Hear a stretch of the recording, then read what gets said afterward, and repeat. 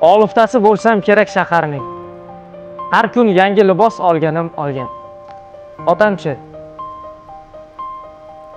Balki boyvachchaman, lekin otamning ustidagi chopon bobomdan qolgan. Qo'shilib qolsam emas biror davraga, tamom. Hech kimga gap tegmay qoladi. Otamchi? O'zini olib panaga hammaga jimgina quloq soladi. O'zimcha shoirman, mashhurim ma'lum. O'zimcha osmonga qo'llarim yetar. Men shirin tush ko'rib yotgan kunlari otam bug'doyga suv haydashga ketadi. Kimligini bilmoq istasang, unga qalb ko'zila qara boq ekan. Angladim, dunyoda yaxshi shoir bo'lishdan yaxshi o'g'il bo'lish qiyinroq ekan.